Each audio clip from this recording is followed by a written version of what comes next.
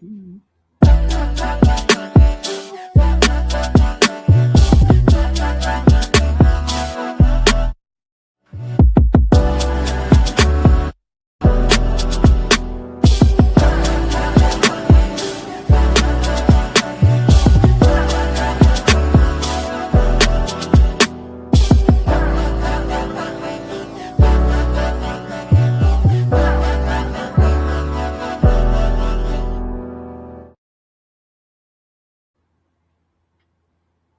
shalom, shalom, everybody.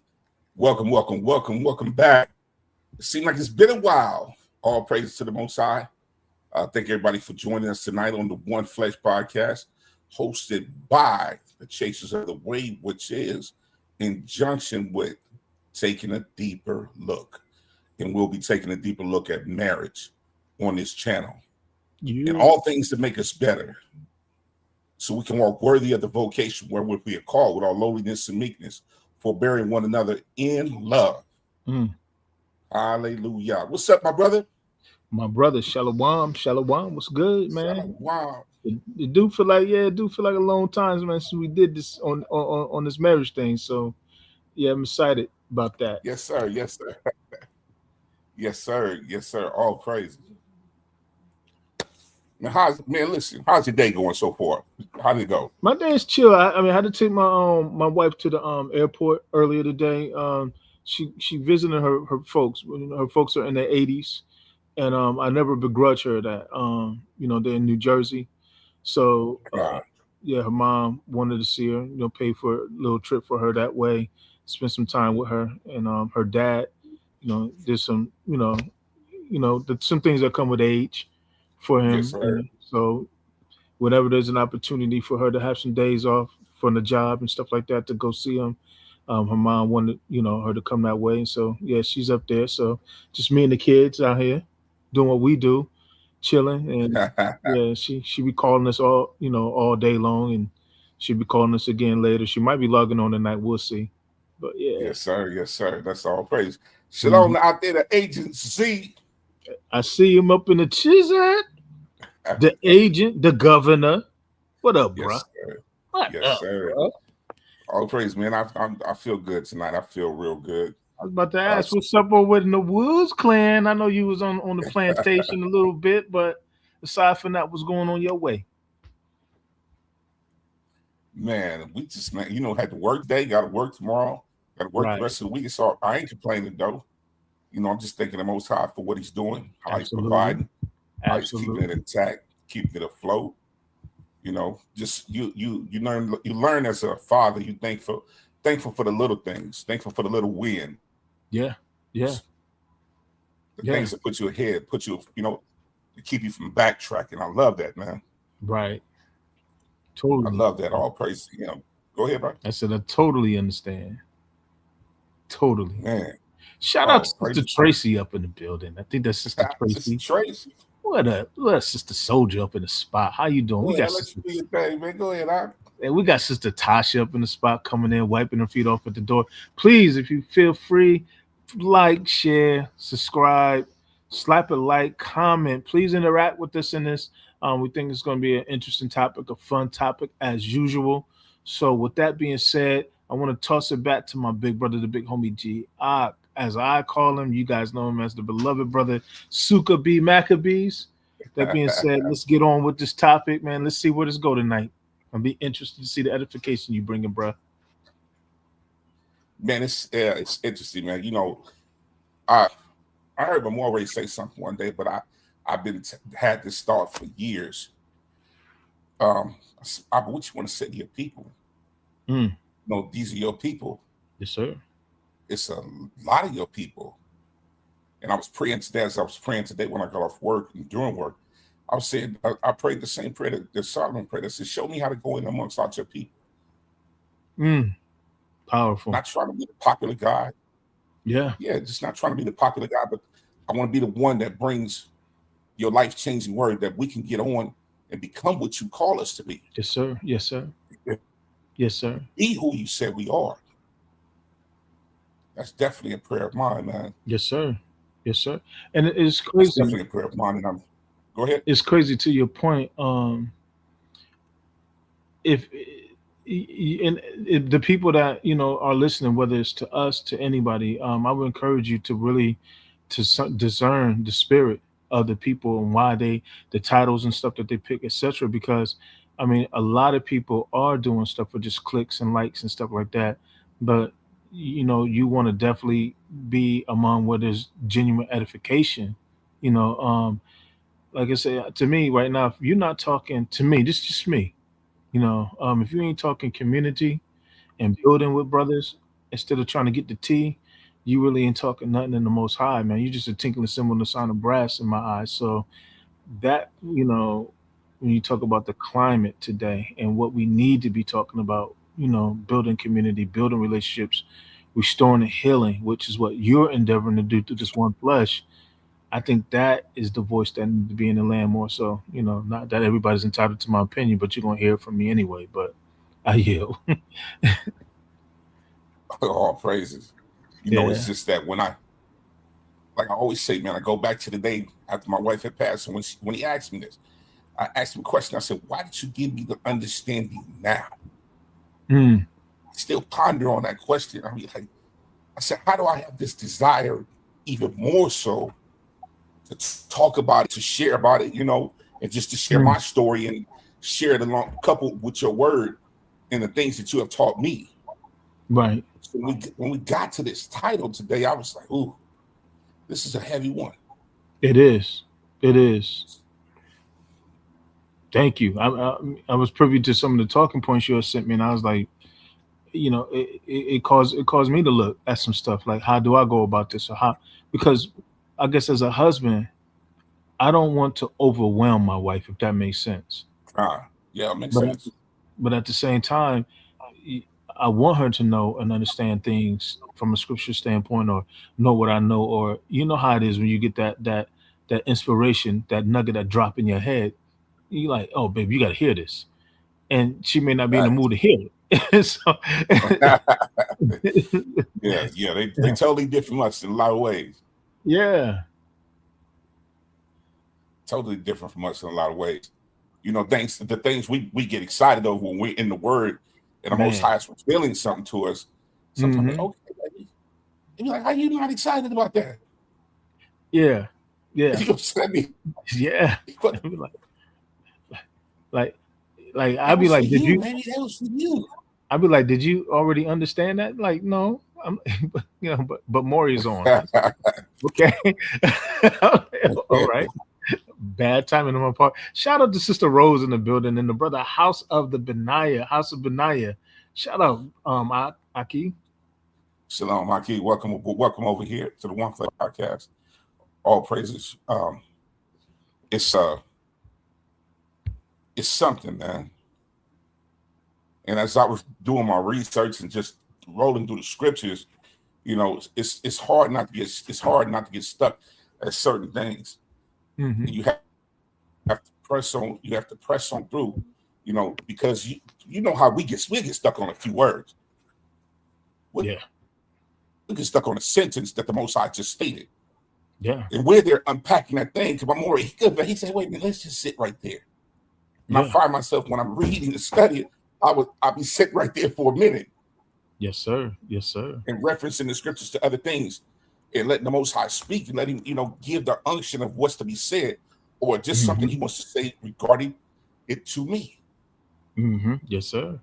Yes, sir. Because I still I marvel at Him, and I marvel at the fact of Genesis 2:18 when He says, "For this cause should a Yeah. man leave his wife, his mother and father, and cleave to his wife, and the two become one flesh." Mm, That's amazing to me. mm, mm. It's amazing that He decided. He said He looked out and He said it's not good for man. It's not good for Soup. It's not good for Moray. It's not good for Binyah to be alone. Mm. I'm So a created helper like unto Himself. that's interesting, because what was it about art? Because mind you, this understanding that the Father gave at that time was when we were supposed to, or Adam was supposedly in his perfect condition. Yes. But so what did it mean that it was not good? I mean, Man, it's just one of them questions you got to kind of ponder, chew on, think about. Like, yes. is it the fact that in and of itself, like I know the word says that men are incomplete in and of themselves, and so given the design that the Father made, obviously we definitely need a woman in order to procreate and etc. Like, what did it mean that it was not good for me to be alone, even when I was in my perfect condition? Uh, Yeah. that's crazy because Hmm. I believe he saw something we didn't see, we Yeah. couldn't see, Yeah. and he had to make that. He had to change that to make that for us. Like, no, it's just gonna be if it's just gonna be them, it's gonna be hard, rough, rugged, and raw. Yeah. But that woman that I give this wisdom to, that I make him one with and give her that wisdom, Hmm. it's gonna change the game. Yeah. It's really gonna change the game. That's why I stress to the sisters that are single, spend your time with Yah, Mm. learning the Most High, and supping with Him and being in that Word will change your mindset. It will change your thought pattern. It will change the way you function, the way you deal with a man. Right. We've seen a lot of men, women, and men find troubles because nobody spent quality time with the Most High, Mm-mm. especially a man, Yes, sir. because you're taking on an emotional person. That state of emotion is in her. It's not like it is in you. Yeah. You know what? You know, That's it's not like that. Yo, that's so true. And forgive me, ladies. We can definitely put the link in the chat if somebody want to come and clear this up. But I look at, like, women can have mood swings, or because they go through so many different things in their body, you know, that. Yeah. the carrying the babies and things like that, hot flashes, menopause, and all the things that women go through, that we were talking about this, was it last night in Bible study, when you talk about the youth of the womb, and how that's better to have a child when the womb is young, as opposed to when they get older, how the children are more apt to some technicalities, because the womb is not what it used to be when a woman has a child older. But I guess what I'm saying is, when you talk about these mood swings, see, Sister Tracy, I'm about to refute that right now. We as men, and Suka know this, we as men, I'm gonna step into this. You know what? This ain't Suka, this ain't Moray, this is Yehukana. I'm gonna start this trouble. But we as men can't say or have these mood swings and there not be anything wrong with us, or I don't know what's wrong. Our mood swings have to be in response to something, or everybody's looking at us like we crazy. We can't say our body chemistry is off. We can't say, well, I have that monthly visitor or whatever it is. We don't have none of the things that women go through to fall back on. If I'm having a mood swing as a man, it has to be some kind of stimulus, whether it was the kids, whether it was the wife, whether it was the issues in the job, etc. It's a response to something, but I can't just outright just have a mood swing just because I'm in my mood and I'm sensitive. What? Even I would be looking at me like, man, if you don't get yourself together, we can't Exactly. do that. We can't do that. Go ahead, big brother. Yeah, that's facts, bro. That's facts. Me myself, when I feel the weight of some things, it don't mean my mood shift. It just means sometimes I just want to be quiet. Yeah. And I just want to be silent. I don't feel like talking. I talk for a living as it is. Mm-hmm. I talk for a living every day, and I'm on the phone constantly. So, and when I feel the pressure of some things or certain things, I get quiet. But it's in I don't response to really. something. Excuse me. Yeah. But Yeah. it's Exactly. right. That's what I'm saying. Exactly. Go ahead, big brother. But your mood swings are in response to some kind of external stimuli. Exactly. Yeah. Exactly. Most definitely. And I agree, Sister Tracy. We don't. And you know what? But think about it. Think about society. We weren't allowed to cry. God, I keep. We weren't. There's a lot of stim. Right. we search and we search for a way to deal with it. We wasn't allowed to cry. We wasn't allowed to sit here and express emotions and all of that. The crazy thing is, if men even do it now, they're looked at. Well, maybe not now. I think with all this gender fluidity stuff, but back in the day, men were not allowed to show emotional. You were looked at as soft or a beta male or a beta mentality and stuff like that. We had to be tough. Like, what was this crying stuff? We weren't allowed to cry. Please, Nah, be tough, suck it up. yeah, rub some dirt on it. We didn't get we didn't get that comfort. No, man. Oh, baby, let me put like we wasn't encouraged to be, as young boys growing up. We wasn't encouraged to be vulnerable. Nah. To lay my head Yeah, in my wife's lap and say, "Baby, I'm afraid right now." Yes, sir. Can I say that? You can say that. I think the way we come up as young men plays it. The way different environments, different neighborhoods, different ways we were dealt with, the different ways that the men that in our lives taught us. Yeah. I had a fortunate time coming up after I was 14 years old. And the way I was raised, everything was super hard. We had to carry a facade, keep a facade. Your name, Big G, you got to be a gangster. You got to be this. You got to be a killer. You got to be a dope dealer. You got to be all this. So you carrying more hats and bags by trying to perform to be something else as a young man. And a lot of us weren't able to get taught how to be a righteous man.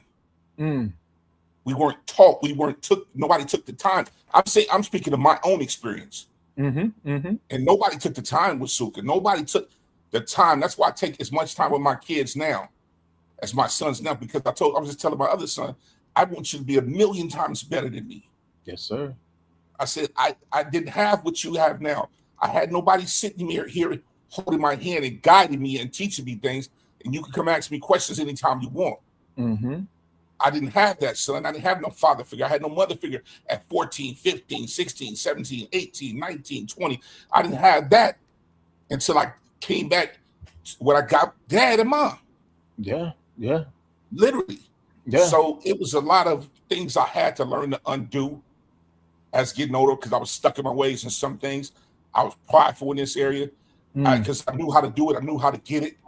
So you're like, and I was telling my son one day, I said, listen, let me tell you something.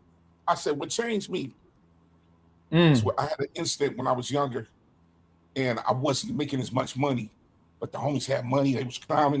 They looked to dress better than me. They was this, they was that. And it sparked something in me to say, I'm not going to be here no more. But that was sparked in me was not of the Most High. Yes, sir. Yes, sir. It took me on another train of thought to be grindier, to go get it, to do what I got to do. Don't never let nobody clown you like this. Don't never let nobody get over on you like this. Don't trust nobody. This is all the things that were built in us as young. So as we're coming into being men and fathers and husbands now, we can't take those trains of thoughts with us. They cannot go with us. They cannot go with us. So this begs the question, bro, because the circumstances that led to your upbringing and the circumstances that led to my upbringing are different, but yet at the same time, the indication was still the same. Suck it up. We don't do all that crying. You know what I'm saying? My question to you is, in preparing your sons and me preparing my sons, and to the men preparing their sons for what it would look like as far as a manhood and marriage, things like that we're talking about, what is manhood supposed to look like from a biblical standpoint then?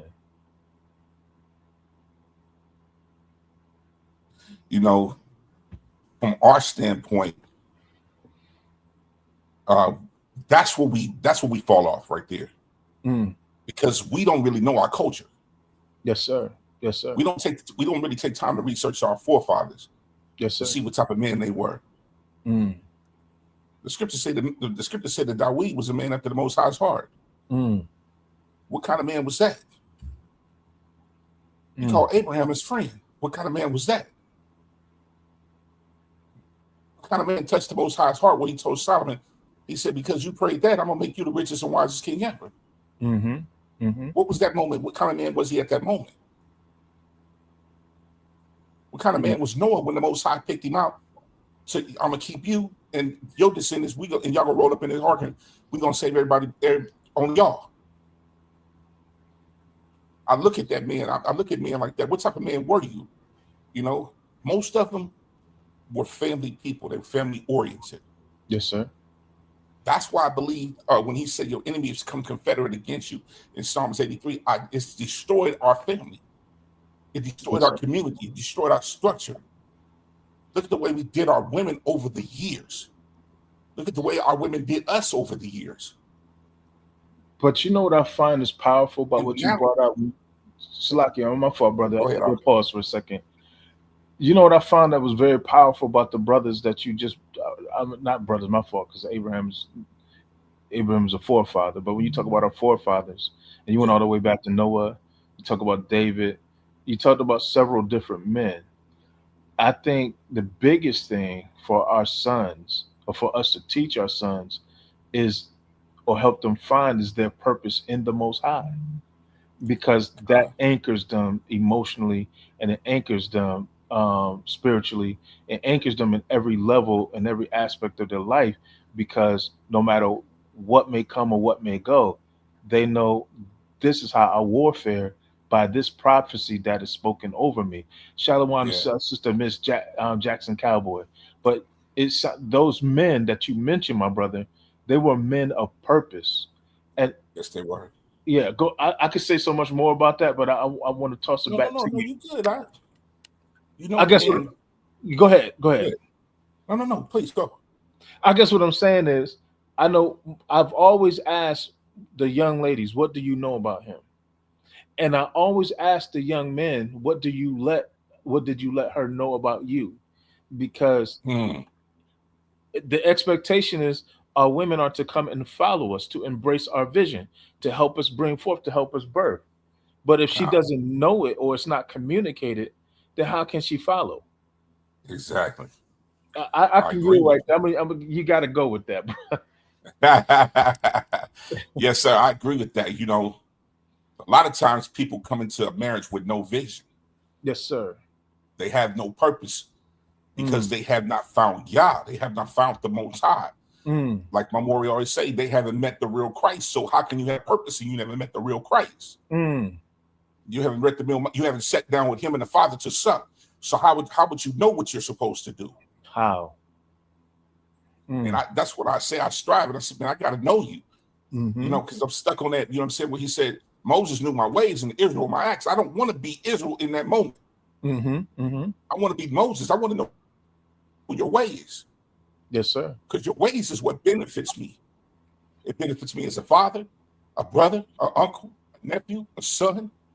It benefits me as king, priest, called to teach and preach, called to evangelize. It benefits me in all those ways when I know his ways. So we have some brothers out here that have not met the real Christ, that they just don't know yet. So we're called to express this to the people. We want you to know the Most High before you go say, I do. We want you to have an experience with the Mashiach before you say, I do. Because that's going to help the process. That's going to help you in time of need, when you struggle, when you go through. Because if you don't know him who's called and sent you, who are you going to call on when you're married and things are but going to hell? Yeah. When everything going to hell in the handbag, like they old folks say, who you going to call? Yes, sir. You can't call Ghostbusters. You can't. You got to call. You got to have a direct line and understand what you have to buckle down and do. Because sometimes as men, things get so crazy, so hectic, so everything's going on. Life is hitting, kids is hitting, things going on. The wife is dissing. This is going on. Do you know how to handle it? Do you know who to go to? Do you know who to run to? Do you know who to take everything to? But to the point of that, he's gonna the Most High is gonna give you a Moses experience. And what I mean by that is a lot of times when we go to the Most High, and He's going to say to us, "What have I put in your hands?" Come on, because He said, "I put in you. I work. It is I who worketh in you both to will and to do my good pleasure." So, like, okay, He couldn't expect Noah to build an ark because there was one of the patriarchs you brought up. He couldn't expect Noah to build an ark if He didn't give him the ability to do it. Does that make sense? What I'm saying? Yes, sir. Oh, okay. So you can't. So in other words, the Most High is not going to put you in an environment where your gifts and your talents, that your abilities, are not going to be able to thrive. So He's going to put it. If we commit, He said, if you commit your thoughts to me, then your plan shall be established. And so when we are in touch with Him concerning our passions, concerning our abilities, concerning the gifts and talents that He's given each and every one of us, because He said, I gave each man a measure of faith. Like I always say this, there's things that you can do, Soup, that I can't do. That's why the word says only a fool compares themselves among each other. And yes, so if I, as a man, can't identify my personal giftings, then what'll happen is I'll be looking at you and I'm jealous. I'm envious and I want to throw shade at you. Yes, sir. Or when I'm in a marriage, I got an expectation of a wife, but she don't know what she's supposed to help me do. Because I don't know what I got. Man. Yeah. That's key right there. But okay, because one of the talking points that you hit with, and I thought, and you talking about from a standpoint of introspection, I guess we're going to talk a little real. One of the things that you talked about was the commandments. Are we giving our wife, or are we giving our wives the commandments? Matter of fact, I don't even want to paraphrase it. Let me see if I can. It said, "Have I clearly taught my wife the commandments of Yah?" And this is just me. No, this is not just me. The commandments of Yah, for lack of a better term, and hear me by the Spirit when I say this. The commandments of Yah are not just, let me be careful. And I don't mean this, like there's no word outside Torah. Does that make sense, bro? Exactly. But the commandments of Yah. So the commandments of Yah, like to for an example, the commandments of Yah would be to Noah, build the ark. Now you don't see that in Torah. Well, you do see the building of the Ark of the Covenant. What I'm saying is, when you talk about building a boat, He said, "It is I who worketh in you both to will and to do my good pleasure." It was the Most High's good pleasure for Noah to build that ark in order for humanity to be preserved. So when you talk about the commandments, it may have been a discussion between Noah and his wife to help me build this ark. Sweet, maybe, baby, I need you to make the pitch. I may need your help gathering the hay while me and the boys go and we chopping all this wood. Does that make sense what I'm saying? Yes, sir. Makes a lot of sense. And the reason why I'm going this way is because the commandments are not just what we see in the Torah. The commandments are according to the prophecies that are spoken over us, or the requisite talents and the gifts that He put in us. These things need to also be expressed to the point that there are no law against these things if I'm walking in righteousness and obedience, if that makes sense. I see the chat. Are you tracking with me, bro? I don't know. You go on mute? I keep losing them. I said, go ahead, put it up there, bro. No, I'm talking to you, but I'm not hearing you back. You gotta talk to me, bro, because I want to make sure that. No, I was coming in. I'm sitting. Salaki. I had to my music that was moving around. I didn't want to make so much noise. Yeah, but that's what I was getting at. To your first point, when we talk about the command. Yes, sir. But go ahead. I'm sorry. Yes, sir. But have we explained the vision? Exactly. Have we explained the vision? Which Yeah, which We is our don't commandment. want to make up or conjure up nothing. That's why it's important for us to lay at the feet of the Most High. Everybody's background is different. He said few. He said many are called, but few are chosen. And if you're chosen, he's choosing you for a purpose, for a cause. Because remember, he said for this cause. When we're talking marriage, we're talking about a cause. The cause is wrapped around the vision, the purpose, the destiny that you're going to have with this person. And how are you communicating that with them? You know, it's great to be transparent, because when you lay certain things out to a woman that has a vision and she has wisdom and she's not a busybody, but she can multiply what you bring to her.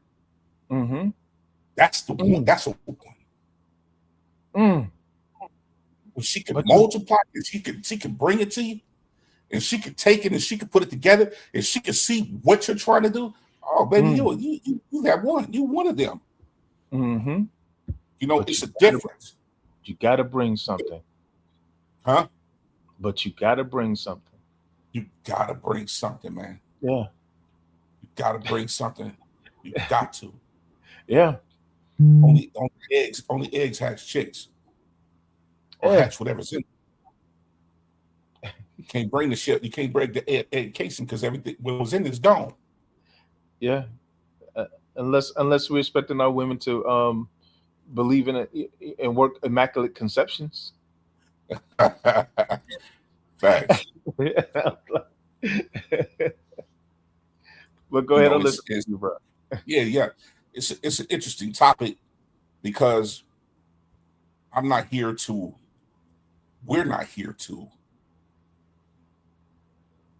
make it seem like anything. But I want to read something to you, because as men, because a lot of us haven't been taught on how to interact with a woman outside of sex, or trying to get sex from her, or trying to just see her body or something like that. We're so wrapped up in that, but we don't get an understanding of who the woman we're dealing with is.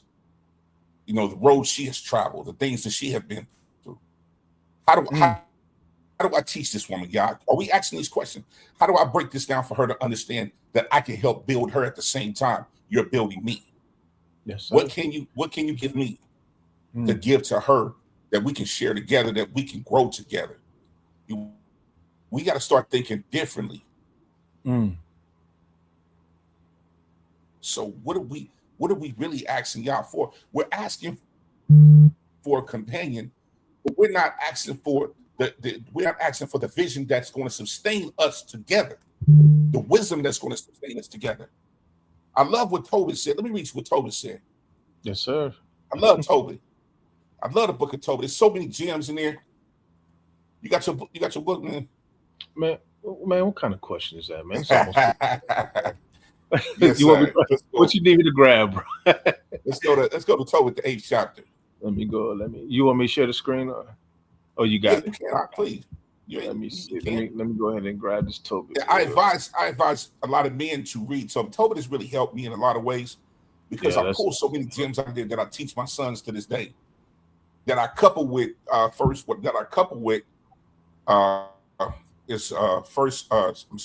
the 1st chapter, 1 through 9. I couple a lot of what I get out of Tobit with that. It's just fitting to me, because when we talk about being men, we have a responsibility and a duty to make sure Torah is taught in our home. Make sure our culture is taught in our home. Yes, Lord. And that is handed down, that we speak of it in here. I know the kids get tired of it. Dad, they told me, Dad, you ain't got no game. That's all you talk to people about it? I said, I ain't supposed to have no game. I got the word. I said, this word, this is what I'm living. This is what I'm talking. I don't have regular conversations, but most of the time, if I'm talking to my brothers, we talk about either two things: football or the word. Yeah.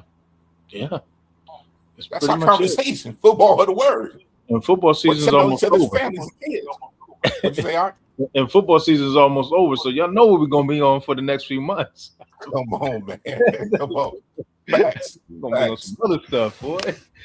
But Tobit, just to give you, come on. just to give you a backdrop of Tobit, the reason I love you got to go understand what Tobit went through as a young man. Yes, sir. You said chapter 8 with his wife. The whole book is just a boatloaded with gems, boatloaded with defining moments. When you look at the Tobit, the 8th chapter, start at that 4th verse. 4th verse, okay. 4th verse. Can y'all see the screen? Yeah, go ahead. Okay. And after that, they were shut in together. Tobias together. Yes, sir. Tobias rose out of the bed. He got out. Now this is the wedding night, y'all. Yes, sir. This is the wedding night. Mm-hmm. This man had an unction. This man had. He understood the purpose. He understood why I had to go to Medias to get the money. I went with the angel, and the angel schooled me on some things. The angel taught me how to defeat the enemy that was in my wife. He taught me how to defeat the enemy that was in my wife's life. He prepared me for the battle that I was going to secure my woman. Gotta go read it. Gotta go read it. Finish it out. Yes, sir. Yes, sir. Let me start. It said, and after they were shut in together, Tobias rose out of the bed and said, "Sister, arise. Let us pray that the Most High will have pity on us." Wait. I pray that the Most High will have pity on us. I pray that he will look on us and just think of us and keep us and secure us. This man was in bed with his woman on his wedding night, but this is the thought that came to his mind. Mm-hmm. Most of us can't. The Most High whispers something while you in the bed and you next to something, you ain't getting up. Yeah, definitely not thinking about no prayer. Huh? I said I definitely wasn't thinking about no prayer on my wedding night. Come on, listen, look at this, brother. Finish reading now. Well, verse 4? Yeah, finish 4. Okay. Oh, no, I already finished 4. Did you want me to go to verse 5 of me? Yes, sir. Because he told her, let's get up out the bed and let's pray. And he said, I pray the Most High have pity on us. Verse 5. Then began Tobias to say, "Blessed art thou, O God of our fathers, and blessed art thou, holy and thy holy and glorious name forever. Let the heavens bless thee and all thy creatures. Thou madest Adam and gavest him Eve, his wife, for a helper and stay." Woo, that's heavy right there. We're gonna come back and talk about that one day. The helper and stay. And stay. Yes, sir. Of them came mankind. Thou hast said, it is not good that the man should be alone. You remember that question you asked? Mm-hmm.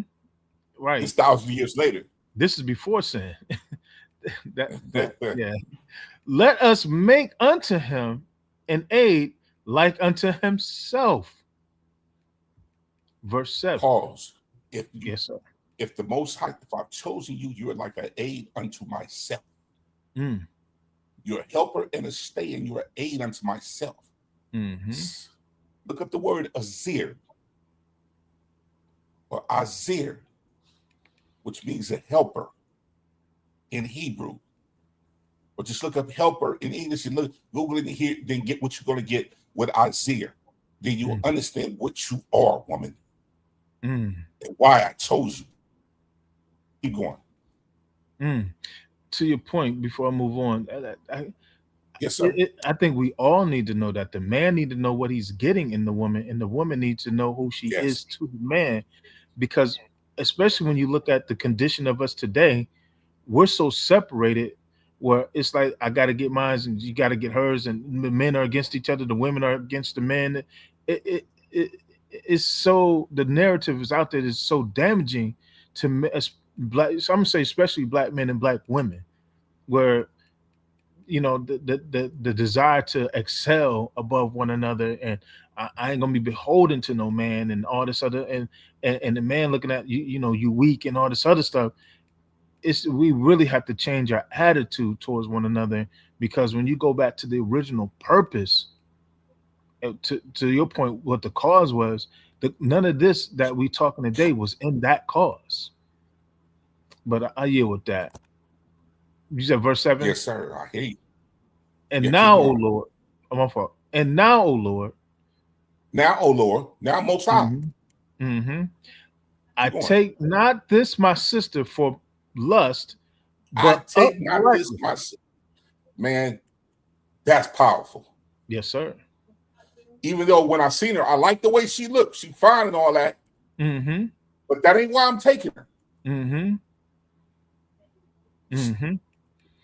Come on, man, because I'm going to Yeah. share the other version when you read this. He want to deal with her righteously. God. Mm-hmm. Therefore, mercifully ordain that we may become aged together. We And she become said one with him, together. I got to read this last verse, this verse 8. Yes, sir, please. And she said with him, Amen. Like-minded. Yeah. Mean I agree with you, husband. Yeah. This is Sirach 25:1. That only right there is Sirach 25:1. Where it says it's one of the big things that Most High love. When a husband and wife agree together. Yes, sir. When she said, I mean, she agreed to the purpose, the cause. Because listen, if you go back and read about this woman, seven men wanted to marry her and they all died. Until they got to the man that was for her. That she was for. That she was for. That she was for. She was built for him. So before a man to get up, and he knew, this is a brother that knew what he just went through. My father is at home blind. My mama worried about me. I'm a long way from home. The angel led me here. I didn't even know. He didn't even know he was an angel. But this man that we know. Go ahead, I said, no, he didn't. So when he knew that and figured that out later, that's another story into the story. Go and read down in chapter 10. But knowing this, he said, man, I bless you, y'all. I bless you, Most High. I said, hold up, we not going. He said, we're not going to gloss over this moment. I'm laying here with this beautiful woman that has a purpose with me. I just killed the enemy that had her trapped. I killed this enemy out of her life to bring her to me. Now she's joining to me. Now we're becoming one. Now he sees the purpose. He sees how he's been set up. He sees how everything is going. He sees the blessing. He sees it all. This is what my father been talking to me about. Because we go back to the 4th chapter, he told him, he said, don't take no other woman that's not of your people. That's what he said.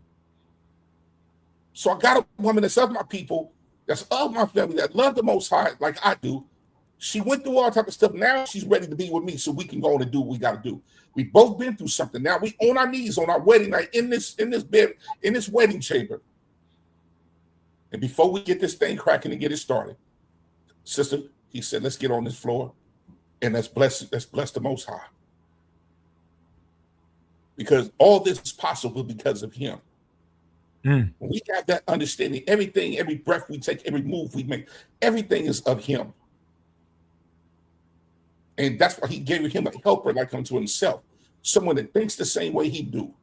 Someone that sees a little bit further and can be a help to him. Yes, sir. Someone say, baby, hold up. She ain't gonna be, nigga, why you don't do what you do and you always woo, woo, woo. No, hey, baby, check this out. I see this a little different. I see this a little different. Why don't you take a look at this and watch this and watch this. This is the purpose of that. This is what I believe. I've been praying with you, and this is what came to me. This is what the Most High brought to me, showed me. And you be looking like, okay, let me check this out. Don't be so prideful that you have a woman that has a vision and has wisdom, but you're a hard-headed fool that don't want to listen. Nabal. You got a lot of brothers still that have a lot of pride. And you don't know the Most High like you think you should. You're working on that. And what helps you is humility, not pride. To be what your woman needs. And I be sitting here, man, I was learning for 20 years. We still learning. Yeah, facts, man. I went back and I was looking at a lot of things in my life. I was like, Sook, you were wrong here, you were wrong there, you were prideful here, you should have listened here, and you should have did this. Man, dang. So we can't couple the pride over here and we got pride, and we're not being led by the Most High, and we're full of pride, man, we trying to kill ourselves. Mm-hmm. We're trying to literally kill ourselves. We got pride, and we're not being led by the Most High, but we're walking a path that we're trying to carve out for ourselves. How we gonna lead a wife? How we gonna lead a family? Come on, brother, help me out. Yeah, I mean, you're saying a lot. Is to the point. I think what a lot of brothers, when you talk about us in our marriage, especially when we in a position to hear wisdom from our wives, I think it's because we're insecure in who we are, because we're not clear on who we are. But I think when you're solid in who you are, what you know you're called to do, your abilities, I think that helps you be able to be secure and to be vulnerable when needed, and to hear counsel and wisdom when she provides it when needed. But if you're not solid in who you are and what you bring to the table, if your foundation as a man, so it's like the preparation inside has to be as thorough as the preparation outside. You can't have the car, the nice house, the shoes, and all that other stuff, bodybuilding, if you do that, and you not be solid in your purpose. Woo-hoo. Got to be solid in your purpose, because if you're not solid in your purpose, then you're gonna, with all that, you still gonna make that woman miserable. Yes, sir. And let me say this to a lot of brothers. Yeah. We were taught by a dynamic woman. Oh yeah. Dynamic woman. I have not yet to meet a woman like her in my life. I mean, one that was pretty close, but we didn't have the same relationship I had with my mom. And she was like a real mother. She was my real mother. All praise to the Most High. She was a dynamic, strong woman. And she knew the Father. Mm-hmm. She had a relationship. And she built us in such a way that we were able to stand after losing them. We were able to stand. You ever thought about that, man? She built us. Yeah. And enabled us and equipped us with the knowledge, wisdom, and understanding. And the power of the Most High came into our life even stronger. And we were able to stand when the storm blew. That's so true. It to your point, bro, it's crazy to see us when she was alive and then look at who we are today, because I want to have the conversation with her now. Yes. And I want to say, Mom, I get it. Because she was on our head. Like, it's crazy because we've had counsel with people, and some people think that we come across tough and all this. I'm like, y'all couldn't have dealt with our mother. We had one of them old school holiness mothers, man, and she, man, Mom, holiness of hell. We called her Black Coffee and Raw Dog, man. It was like that. It was like that. Our raised mother, that's what we're talking about. And she kept us balanced, man. Yeah. We have fun with her. We play cards with her. She taught trash. She taught sports with us. But when it came down to this book and living clean and being good men. Clean. Yeah. I had to say that twice. And being good men. Yes, being good. She didn't settle for nothing else. Yeah. Oh, she didn't play with us. She didn't play. She called us to the carpet quick. What's this I hear? Or what's this I see? For people who think prophets and stuff don't exist. Okay, you ain't meet my mom. She tell you what was going on at 2:00 on a Tuesday during a thunderstorm. There was no hiding. No, you couldn't hide. You couldn't hide. No, the eyes of the Most High were everywhere. Man, she had relationship. So it was like, okay, you act like you getting away with it. Yeah, not for long, bro. No, but go ahead. I'm sorry. I don't know how that taught us. Yeah. That taught us, because see, we didn't come here to perform. So what she say? It's hard to teach young men about how to be men for the Most High and the leader of the house. The pride, the self-sabotaging, especially when they don't know the actions they're displaying. Yeah. Let's talk about that for a second. Yeah. Me and my sons had a great discussion, And I'm talking, I know which one hears me and who doesn't hear me. That's And I know so which one's just trying to pacify me. That's so true. That's so true. I know who's trying to pacify me. Yeah. Because they want you want me to get off the soapbox. Mm-hmm. But like I told my son today, told my son Jordan, who's much like me in a sense, I was telling him, I said, man, we have to, I said, everything else is going down like the old folks told me, son. Everything going down except the word of God. Mm-hmm. I said, if you don't see it, son, I need you to wake up so you can see it. It's not, I said, you're having fun, you're going to school, you're in high school, you're doing this, you're good with this, you're good with that. I said, but you need to be great with this. Mm-hmm. You need great at understanding this. And I said, you don't have to wait to get older to learn. You can learn now. You see what your father's been through. You see what I've went through. You see what I've come out of. You see what I've overcome. You see what the time I put in now. You see this word open. You see the word going forth. You see the life I'm living now. I said, copy me. I'm not leading you to hell because I ain't going there. I'm not going there. Mm-hmm. Mm-hmm. My destiny is the kingdom. So I have to live a way. I have to live a righteous life. I have to live a certain way. Yeah. And then I desire much more for myself. Yeah. That's in him. Because the scripture tells me, son, in him I live, move, and have my being. Yes, so yeah, I have a thought of being married again. Sometimes I fight it off like, no, Sue, we're gonna dead that issue. We don't want to talk about that right now. But that's a desire sometimes. Mm-hmm. You know what I'm saying? I love teaching it, but I want to live it as I teach it. You know what I'm saying? I've lived it. I want to walk right before the people of the Most High. I want you to be blessed. And I want my sons to see that. And my son points, man, I love you, Dad. Woo, woo, woo. You know, I said, what's up? What's that for? He said, man, I just want to tell you, man. Wonderful, son. I love you too, but this word was what we need. Yeah. I always have to find something to couple the words so he'll understand this is my language too, son. Mm-hmm. This is my love language right here. Yeah. If I didn't teach you, that's why I said earlier, if you paid attention to what I said earlier, and you'll notice, Sister Tracy, I went to Tobit, the 4th chapter, and I make that a teaching to my boys. Mm-hmm. My oldest son is out here now, but that's a different story. But I'm not going to stop doing what I do with the ones that are with me. Mm-hmm. I want them to understand, because they're going to grow up one day and they're going to be fathers. They're going to be husbands. You know what I'm saying? They might be teaching the word, but I want you to understand who you are.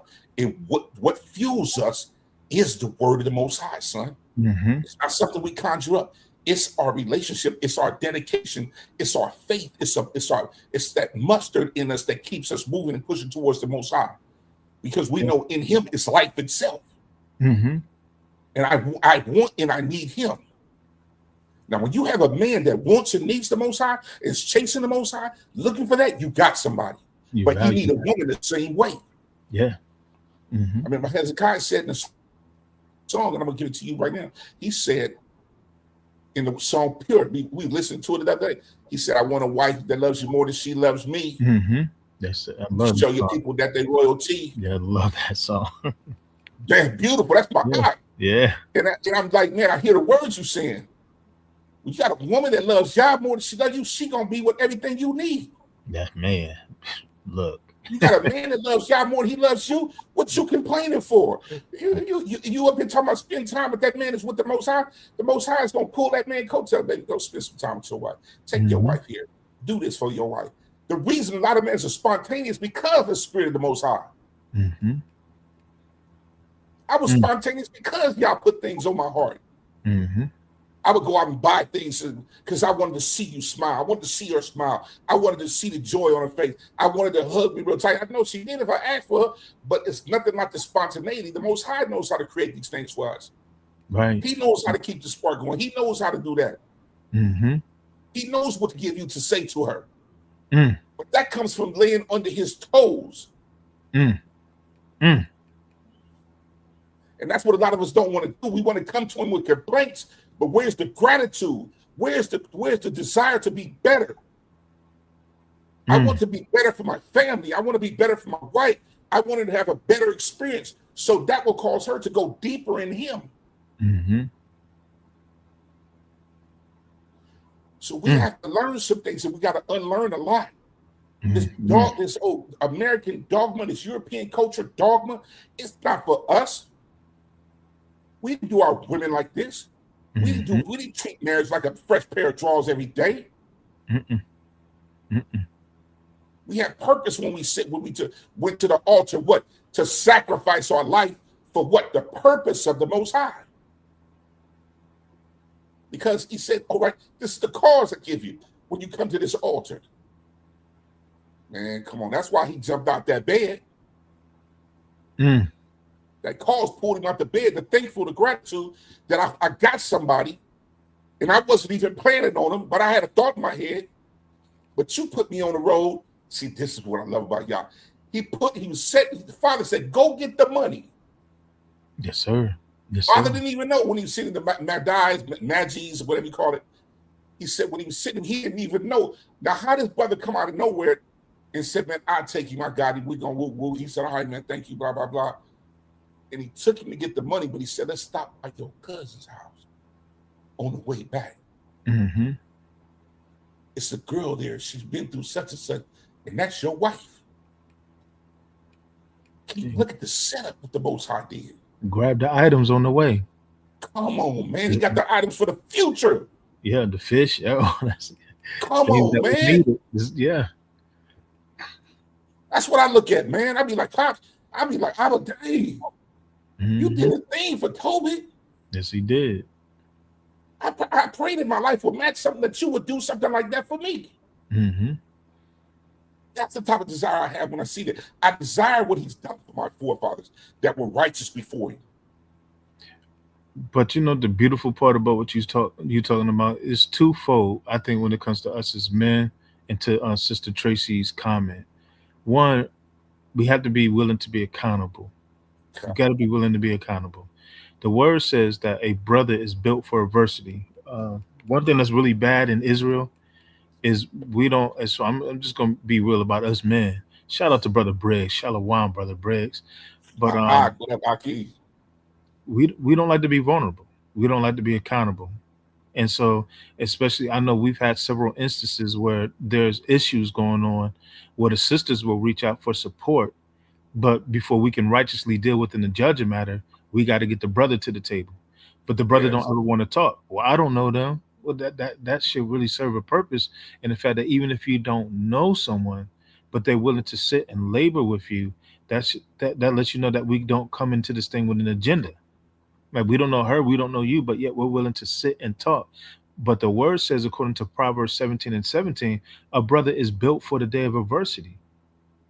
So whether it's adversity in your marriage, whether it's adversity with the kids, health issues, whatever, we're built for adversity. And so even when it comes time to hold one another accountable, that's adversity. My job is to help restore you. I'm my brother's keeper. Your job is to help restore me. You're my keeper. So if you see me going off, I got to be willing to receive that counsel from you, because that's the day of adversity. We look at adversity as our own personal adversity, but no, that adversity is the purpose of God in my life to this cause. What cause am I created for? What cause? Because of that cause, I need to be accountable. And not only does that accountable spill over to, my relationship with my brothers, but also, like, to your point, I have a son.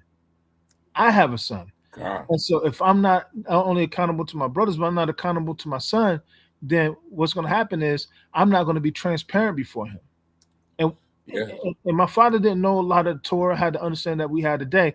But one thing I learned from my earthly dad, to the point of what Sister Tracy's talking about, we to teach young men to be leaders in the house and men. One thing I say about my dad, like, he raised me. Like, my mom, because of how he treated her, she was gone. It was, not to get into all the details of it, but it was bad treatment.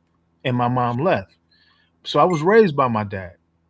But with that being said, my dad was transparent about his shortcomings, his flaws. He didn't portray in front of me the superhero, knowing that I knew about his shortcomings. I saw what he did to my mom.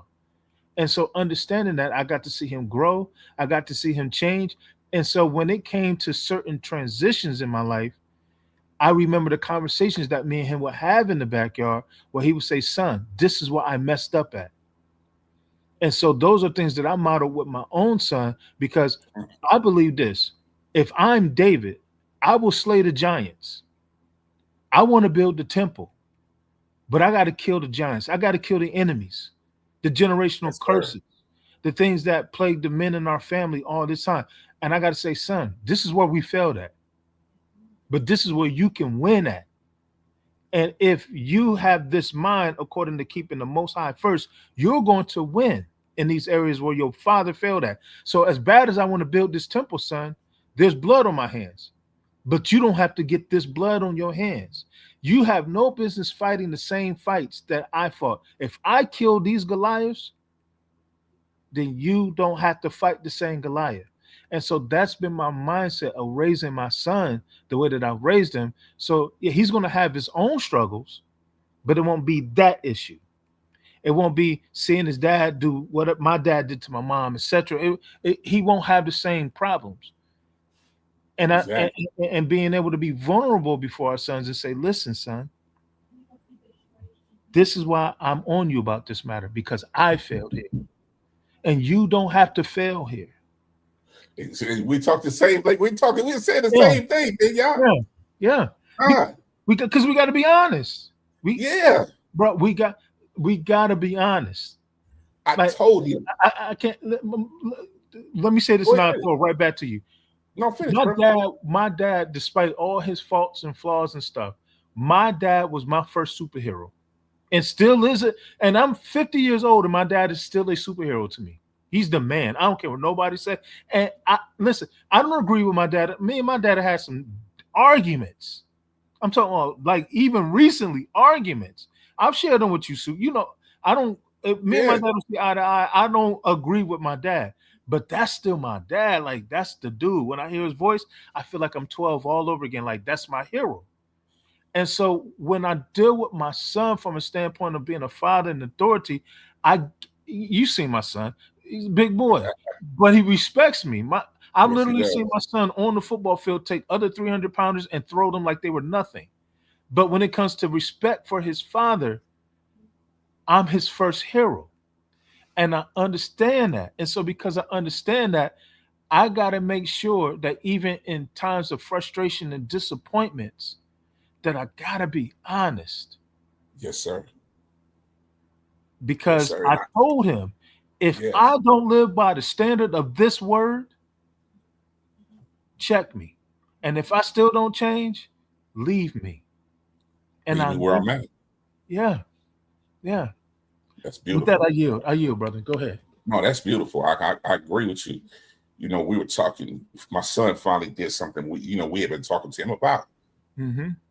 You know, and I said, let me explain something to you. I said, your dad made a mistake because he didn't listen. He didn't obey. Man, I want you to understand what that almost cost me. Real talk. And I explained that to him. I said, you see me here now? I had so much gratitude and gratefulness. Mm-hmm. He spared me. But I preach this hard to you because I don't want you to make the same mistake. Yeah. I don't want you to do that because no one is worth your destiny. No one is worth what he has for you. And he was looking at me and I said, I'm serious. Yeah. I said, you got to understand. I said, we're called to a different life. You've been told, my grandma prophesied to you, I don't know, numerous times about you and your brother. Yes, sir. I've heard who y'all were and who you are. I said, when you going to fight with that? I said, when you going to fight with that?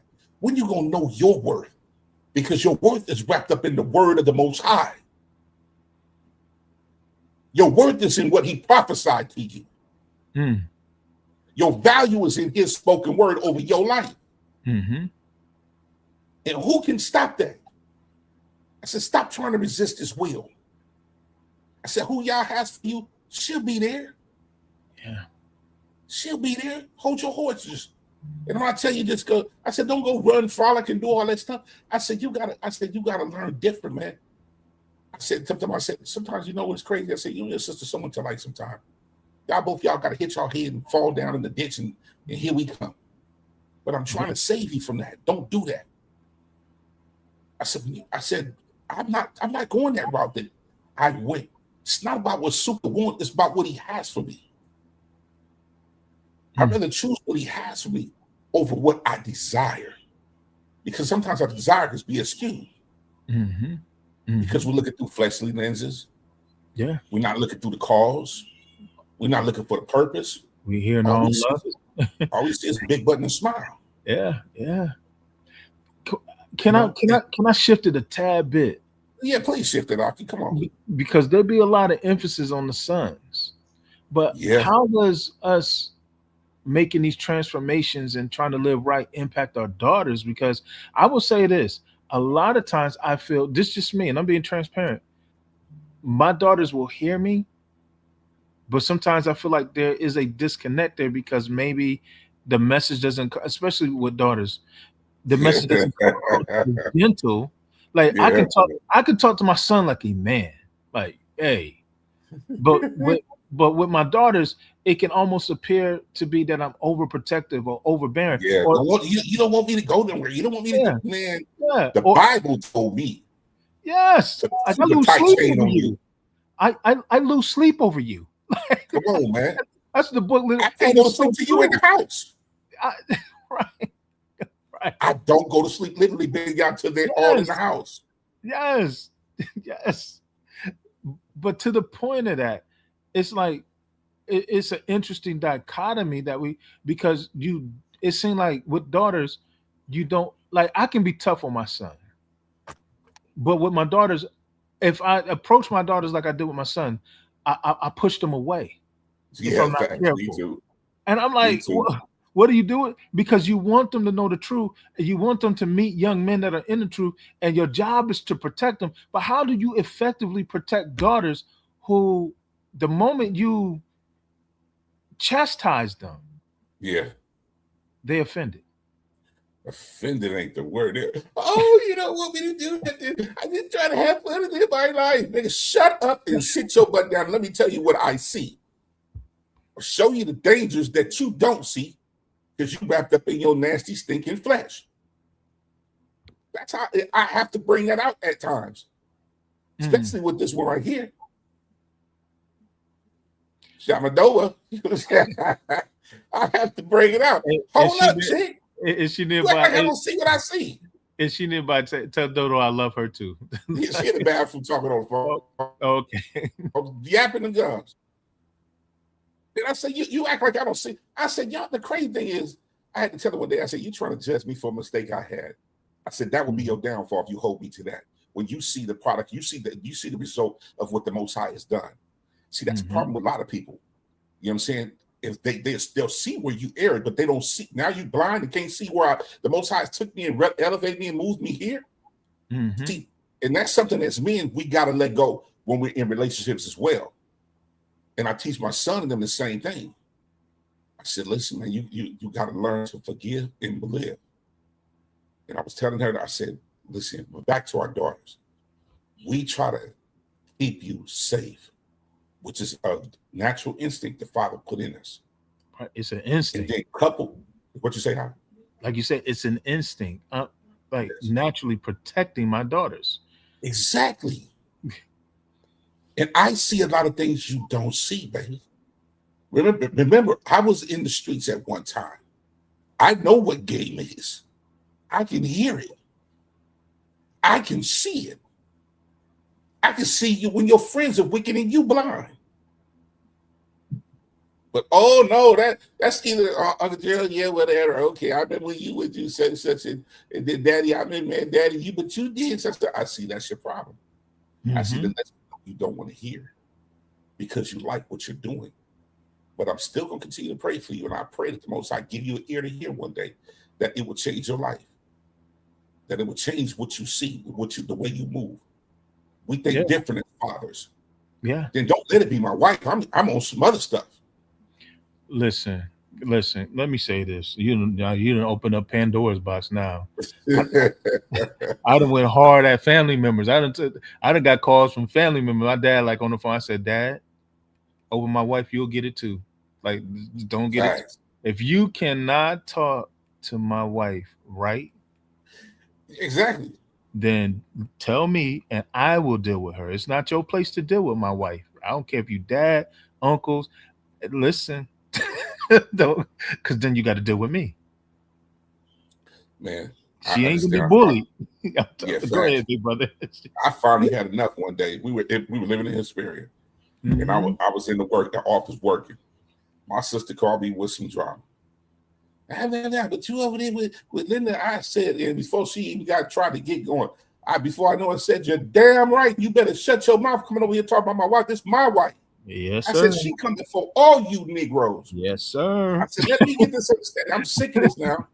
I told her just like that. I said, I'm sick of this. Yes, She sir. coming for all you Negroes. Everybody. My kids, everybody. Yeah. My wife coming for everybody. She's like, well, I was just trying to say, no, you ain't just trying to say you up here messy. Yeah. So you, like you said, you can get it, grandma can get it, daddy can get it, whoever can get it. Listen, automatic rule in my house growing up for my kids was 3 things. Don't lie to me. Don't disrespect your mother, and don't disrespect each other. Those are non-negotiable whoopings. But like literally mistreatment of your mom was almost like blasphemy in my house, to the point. And I love the relationship that my kids got with their mother now, and my wife benefits from that, because I still reserve the right that if I ever feel like you stepped out of bounds with your mother, my wife, know that still stands. Like, that's not going nowhere, bro. Facts. Yeah. Facts. That's All non-negotiable. praise to the Most High. Ever. Yeah. So, but what we talking about tonight, fam, is talking about the husband being able to teach his home. Yeah. And a lot of our teaching is done by living as well. Mm-hmm. It's done by living and being an example. Yes, sir. Be an example to our children. Be an example to other men, other women. And when we talk about being one, that oneness has to be stood on the foundation of the Most High. Mm-hmm. See, people don't understand it. And I go to this scripture. Did you want me to pull up that Sirach 25 again, or just leave that be? Yeah, you know where I want to go? I want to go to 1 Peter 3:7. 1 Peter? Okay. Because I want to show this when we talk about being one as a husband. We have to take the lead on this right here. Because this is what Peter was telling us. Then we'll come back to Sirach 27. You mean 25? 25 and 1. But I want to have us understanding, because a lot of times we don't believe it's consequences. Like, we could just treat our wives any kind of way, or treat our husbands any kind of way, and there's no consequences to what we've done. You know, and one of the biggest things Peter said was in here. Yes, sir. And we don't understand. Then we look around and we don't understand. Oh, why all hell breaking loose? I'm praying, I'm fasting, I'm talking, I'm singing, I'm worshiping, I'm doing all this, but why is still all hell breaking loose? Why are my prayers not getting answered? Why? Husband, peep this out. What Peter said. What did he say? 7. Said, likewise, ye husbands, dwell with them according to knowledge. Okay, what's the knowledge he talking about? The knowledge is he talking about what Christ said in Ephesians 5:25. He said, husbands, love your wives, ahav them. We're not talking about, he's not talking about European love. He's talking about the love that's an action that causes you to give up yourself for the betterment of them. For the betterment of them. Keep reading. Yes, sir. Dwell with them according to knowledge, giving honor unto the wife as unto the weaker vessel. Yes, sir. As she being heirs together of the grace of life. Wait. Didn't he say I called it in from the beginning? Yes, sir. And what were we in the beginning? Heirs together. Together. See, this shut down all that nonsense. I'm gonna be lowered over you, and you're gonna have to submit to me. No, we'll get into that submission. We coming for that right there. We gonna come for the submission part. Yes, sir. Believe you me. The Most High gave me something on that and gave me something on Proverbs 31, what this really means. And we gonna bring it to the floor because it's all about getting better. Husbands, listen. He said, husbands, dwell with your wives according to knowledge, giving unto them honor, treating them as the weaker vessel. Because what? They are what? They are heirs together of the grace of life. Heirs together of what? This grace of what? Life. This protected life together. Finish it. Yes, sir. That your prayers. What? So what? Prayers. That your prayers be not hindered. Be not hindered. Hindered. Touching no soup. They can't go past the roof. They don't go past the roof. They don't go outside your bedroom. They don't go outside your door. You in your car, they ain't leaving your car. And you're at work, they're not leaving your job. And prayers don't mean what we think they mean. But that's a Come whole on, man. Please. That's a whole nother thing. That's a whole nother ballgame. That's a whole nother thing. He said that will be hindered. Yeah. But your prayers. You know why they hindered? Because there's no oneness. The extension is nostrils. Come on, man. There's no oneness. He said that now we got to read Sirach. Now we read Sirach. Oh, okay. Let me go. 25-1. Yes, sir. This is what he loves. So your prayers won't be hindered. He's telling you if you can't dwell with her according to knowledge, and you can't give her what I gave you, and you can't treat her like my son treated you, like what he tell Peter. He said, Peter, I pray for you that your faith fail you not. But how we would say it to our wife, baby, I prayed for you, because Peter was his wife. Baby, I pray for you that your faith fail you not.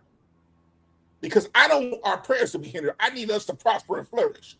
Because we're heirs together. I'm not your Lord. We're heirs together. That our prayer, I don't need my prayers hindered. I got too much to do. Yes. Now this is what makes the prayers not hindered. 25-1. Go ahead, huh? Yes, sir. In 3 things I was beautified. So this man said 3 things. 3 things. And stood up beautiful before the Most High and men. Hallelujah. The unity of brethren. Yes, beautiful. The love of neighbors. Yes. A man and a wife that agree together. A man and a wife that agree together. A man and a wife that have become echad. He said, how can 2 walk together except they be agreed? Do you see where I'm going with this, Elder? Yes. Do you see this division that is amongst us, and we wonder why our house is not prospering? Hallelujah. We wonder why things are not flourishing, and we married, and we've been together for 30 years. We've been together 15 years, and we wonder why things are not going, why we still in the situations we are. Your prayers are hindered. Because you're not like God before the Most High. Nothing we work with division in the home. Lord of grace. So Paul said, mark that one that caused division among you and have nothing to do with them. He said, why? We can't be divided. You can't be in sin and I'm over here saved, sanctified, filled with the Ruach HaKodesh.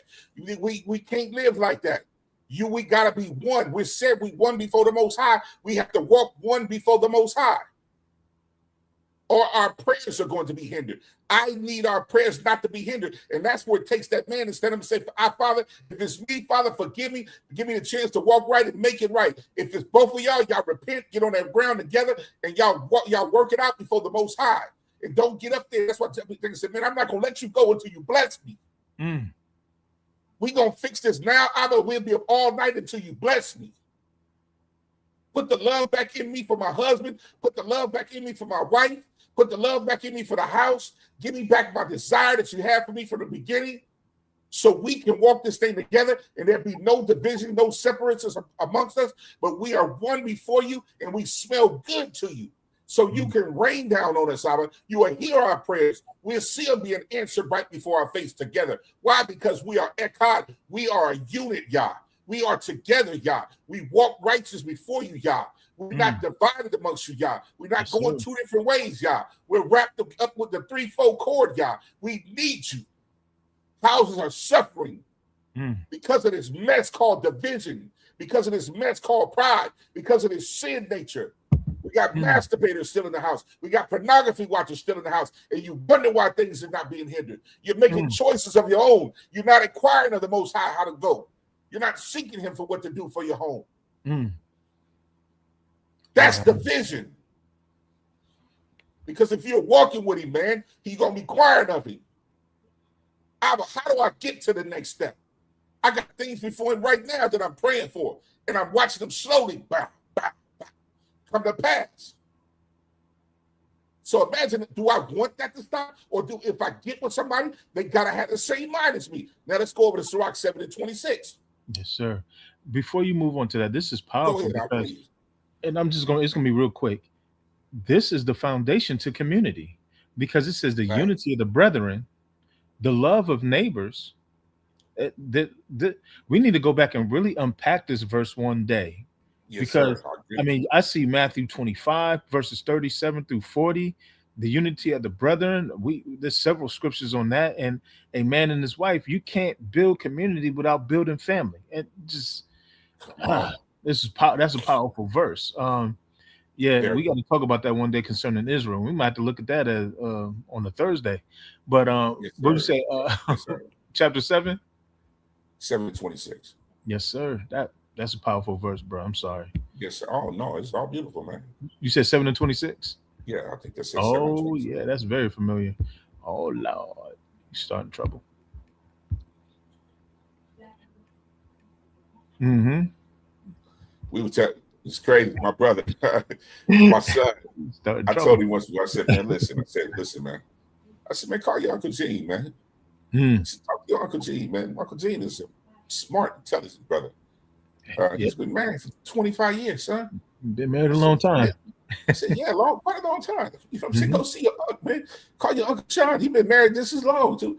I said, go talk to people. I said, I know you're tired of hearing my voice. I'm going to tell you what the words say, but maybe they might can say it a little different so you can hear it. Because you hear Dad's voice, and Dad, I'm like Paul. You know what I'm saying? You know what I'm saying? What did Paul say, bro? You said rude in speech? I'm rude in speech. Strong in knowledge. Yeah. I know I can be rude in speech at times. I know. And he's like, Dad, you ain't got to say, that's my girl. You ain't got to say it like that. I said, I'm sorry, baby. Forgive me, but I meant what I said. Yeah. I can say it a little different. And then my son, he'd be like, Dad, I know what you're going to say that one. I said, well, if you know what I was going to say, why would you run from the truth? But I said, if you run from me, go to your uncles. Yeah. Go to your papa. So we can lie to him. Come over here and get lied to, nephew. Come over here. And this is one of the verses I gave you. Read that out. Ecclesiastes 7:26. Hast thou a wife after thy mind? Whoa. This verse has been, when I first read this, I was like, huh? Powerful. This was like a bomb. Somebody dropped a bomb on me 3 years ago, 4 years ago. That go back to the beginning. Yes, sir. Mm-hmm. And I was like, I understand. I understand. Mm-hmm. But the question I have to the brothers, you made a choice to get a woman. She might not have all of your mind now, but what are you doing to build that mind that y'all can become one? Mm-hmm. What are you doing? Yeah. And sister, just because y'all haven't got there yet, have you given up and you started to be a fuss bucket? You started to be pain in his butt. You weren't always fussing. You weren't always doing this. You always doing that. You do certain things to be spiteful, because some brothers, they can tune you out. Has he stopped trying to prepare you because you didn't want to listen at first? It's a lot of things we can say on this.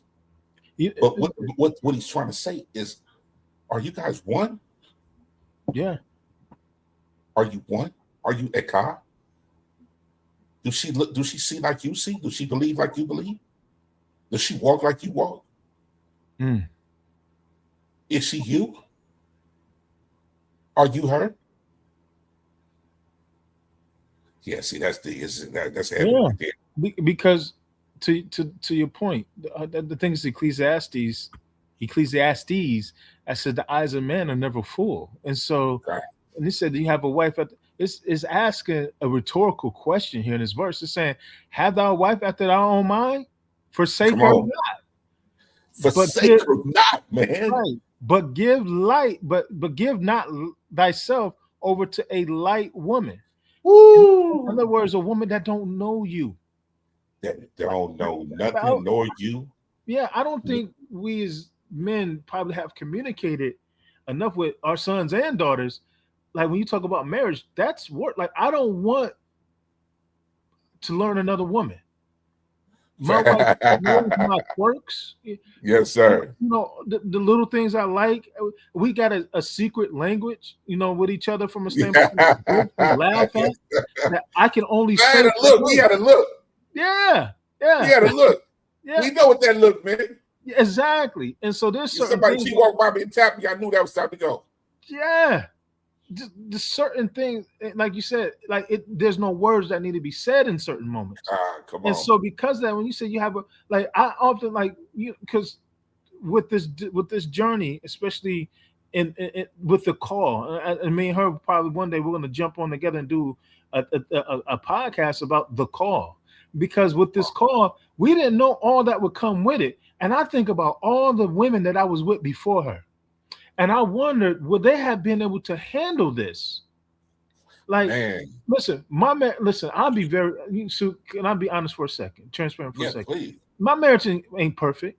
Me and my wife have had our challenges, but in all the things that we face, and all the chances and opportunities to leave, and all the excuses and reasons to separate and give up, we're still fighting, and we're still together, and we're still loving each other. And so with that being said, with all that we face, and I look at, for the sake of the call, because I always tell people, we're like I'm talking about the Chasers family. We're like the Marines in the spirit. The father say go, and we ask no questions. He said go to California. What's in California? Father told us to go. You got a job? Nope. You got this? Nope. You got nothing lined up? Nope. But it's time to go. And bro, you know what it was. We had houses and but we left every day. Yeah, I mean the church building we was in, it was a nice church building. So it wasn't that we left shabby existences. No, we had name, reputations. We were known in the community to the point that when we left, people said it looked like light left the city, the area. But now we go to California. We struggle for a little bit, but then we start building. Then we had COVID happen. We had some losses, etc. But we had lives in California, and we were building. But the Most High said, "Go." So we're going to Texas. What's in Texas? I don't know. He said, "Go." You got no job. Hey, remember that conversation we had at the park, Daddy baby shower. Yes. Yes, sir. Listen, I mean, I was making nice money, name recognition in the community. I'm coaching football and everything. I mean, I was doing what I wanted to do. My kids were all older and graduating. They were about to embark on another path in their life. But the father said, "Go." We're here in Texas, so like it's like to start over, uproot. That's why I don't begrudge people who may not have done what we've done. And I look at their lives, and they're like looking all stable, and you know all that. They wasn't called to what we was called to. Yes, sir. And so, with that being said, we're like the Marines in the spirit. So when I look at that, I had a woman that was with me the whole time. Come on, man. My wife's family is in the East Coast. My wife is in Jersey. She's an East Coast woman. Yes, sir. But we moved to Cali. We moved further and further away from natural family. Come on. You know what I'm saying? How many women that I've been with would have done that for the sake of the call? Because when I'm called, she's called. She agreed to this. And we don't know what's on the other side of it. We just know this is where the journey took us. Yes, I look at Moray's wife. She had to leave her family to follow her husband in ministry. And I don't want to tell their story, their testimony, what people. Yes, sir. I'll let Moray tell that. I'll let his wife tell that. But I'm gonna just put it like this: it wasn't peaches and cream for them with the family. I just leave it at that. So, how many women that we have in our lives to the point of this scripture that have that mind that when the call say get up and go, let's uproot and go. Ooh, that's heavy right there. Yeah. And on that note, Because I can't have no light woman with this. come on. But go ahead. On that note, I know. Go ahead. that was a segue. Yeah. We're going to bring this back in 2 weeks on that note. Mm-hmm. We're going to pick back up here. That was a beautiful exit on a segue, because on that note, you can't have a light woman. Mm. You got to have a woman after your mind. Yeah. But you got to make sure your mind is of the mind share. Man. But we're going to leave that it right one there. more time. I want to thank my partner in all this, my ace boom cool, my big yard, man. I depend on him. I love him so dearly. And we go together, boy, like just some new water, some new wine. And I appreciate the Most High for him. He's an excellent teacher, excellent orator, and he's an excellent word man. And I appreciate him and my leader, Elder Moray Copeland. I appreciate him. I appreciate it. Appreciation away. We thank y'all for coming out. Listen, I want y'all to like, share, comment, subscribe to the channel. Listen, share this with people that you know that are going through some things. Invite them to the channel. You know, we only go on the way the Most High gives us. We're not trying to go in the numbers. We're not trying to be the other number one podcast. No, we want people the ones that the Most High pleased with. Yeah. That he said, okay, I can give them my word and they'll give it to the people like I want them to. Yes, sir. And I want to thank y'all for coming out. Any last words, Aki? No, just like you said, to the last of that, have a wife up to your own mind. Brothers, get in the mindset if you're going to meet a woman, you got to open up. We can't hide behind facades and masks and past reputations. Communicate who you are so she'll know if she's built to call what you're called to do. And Yes. if the brother communicate the vision and you don't feel like it's for you, be transparent from the beginning. Don't waste the brother's time. Yeah. Don't waste the brother's time, because you'll move on. You'll find, that man that's built for you will find you, and that man to be able to move on and find that woman that's built for him. Don't be a light woman compared to concerning the vision that the woman that the Most High has given that man. And brothers, don't be afraid to communicate that vision to that woman that you meet. I yield. All right, fam. We love y'all. Until tomorrow, 7:30, taking a deeper look. We'll be on the Taking a Deeper Look channel for tomorrow, and we're going to pick up where we left off there. Love y'all. That's at 7:30 tomorrow evening. Love y'all dearly. We'll be in Matthew 16, correct? Yeah, Matthew 16. We didn't even get to the rest of them verses, boy. Come on, man. We still in the first verse, man. Yeah, we didn't even finish the first verse, man. We got stuck on. Come on. What does it say? So Follow, take up your cross and follow me. We That's got stuck right there. Yeah, man. And the moment he interjected, he switched the whole thing, man. It went somewhere else. Yeah, man. Be And like you that. said something went somewhere else. But all praise to the Most High, y'all. We love y'all, Israel.